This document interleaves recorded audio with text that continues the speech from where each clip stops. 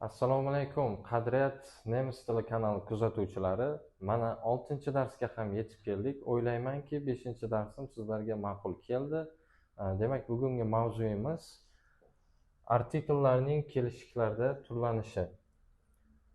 Demak, bizda 4 kelishik bor, ya'ni nemis tilida kazus bu kelishik degani. Nominativ bosh kelishik, genitiv qaratqich kelishigi, dativ yo'nalish kelishigi, akkuzativ esa tushum kelishigi. Va ularning savollari nominativ, ya'ni bosh kelishikning savollari va was, kim, nima. Genitiv wessen, kimning. Dativ when, kimga. Akkuzativ when, was, kimni, nimani. Demak, qo'shimchalari mana tagiga yozib chiqaman. Ning, ga, ni. Bosh kelishik dagi ot hech qanday qo'shimchaga ega bo'lmaydi. Bitta otni o'zbek tilida birinchi tushuntirib beraman, kelishiklarda qo'yib beraman. Ya'ni aytib o'taman hozir sizlarga, kelishiklarda otlar turlanadi. Aytaylik, kitob. Bosh kelishikda nima? Kitob. Nimaning? Kitobning. Nimaga? Kitobga. Nimani? Kitobni bo'ladi. Buni yozmadim, og'zaki tarzda tushuntiryapman. Va nemis tilida o'sha ning, ga, ni qo'shimchalarini artikellar beradi. Artikellar nemis tilida ikkita: aniq artikellar va noaniq artikellar.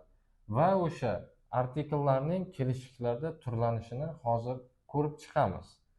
Demak, muyskiy rod uchun da, sredniy rod uchun das, женский rod uchun di. Ko'plik uchun ham di artikli, aniq artikli ishlatiladi. Va otlar oldidan artikl qo'yilishining sababi bu ot qaysi rodga kirishini biz bilishimiz uchun.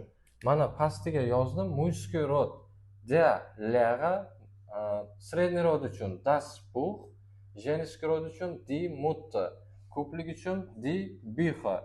Demak, tarjimalarini yozaman. Der Lehrer o'qituvchi,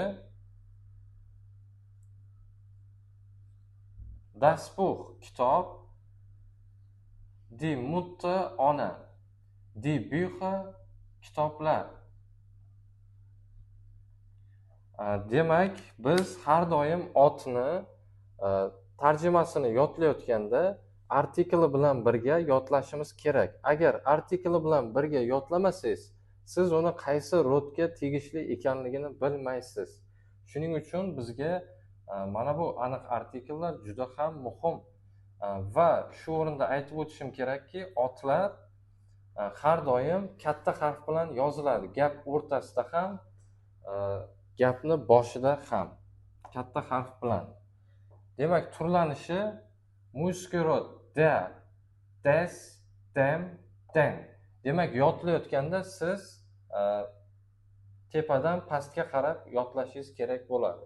Sredniy rod das, des, dem, das. Женский rod di, der, di. Ko'plik di, der, den, di.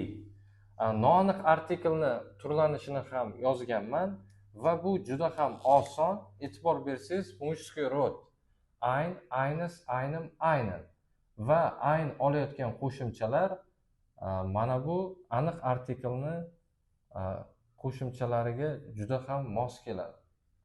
Buni solishtirib ko'rsangiz bo'ladi. Sredniy roddagi ham mana genitivda des, noaniq artikel genitivda eines. Demak, dem, einen, das, ein. Женский rodniki ham xuddi shunday: die, eine, der, einer. Uzr, hozir ko'pliknikiga yozib yuboribman. Die. Demak, einer, der, einer, der, einer. Ko'ryapsiz, oxirgi qo'shimchalari o'xshash, shundan bilib olsangiz bo'ladi. Va shu o'rinda aytib o'taman, noaniq artikellarning ko'plik shakli yo'q. Xo'p, ko'plik o'zi nima? Bu haqda ozgina tushuncha berib o'taman. Keyinchalik keyingi darslarimizda ko'plikni o'zini ham o'rganamiz alohida. Demak, das Buch kitob, die Bücher kitoblar. Ko'plikka o'tganda mana bu otlar artikli die ga o'zgaradi. Das Buch edi, mana die Bücher bo'ldi. Bitta misol yozdim. Das Buch des Lehrers. O'qituvchining kitobi.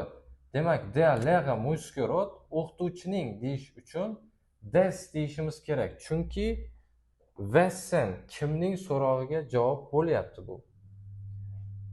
Kitob esa bosh kelishikda turibdi. Ya'ni nima so'rog'iga javob bo'lyapti. Das Buch kitob ya'ni. Sizlarga vazifa, demak, aniq artikellar va noaniq artikellarning kelishiklarda turlanishini yodlaysiz. Buni yodlab olishingiz kerak, chunki to'g'ri gap tuza olishingiz uchun nemis tilida. Keyingi darsimizgacha ko'rishguncha xayr, sog' omon bo'ling.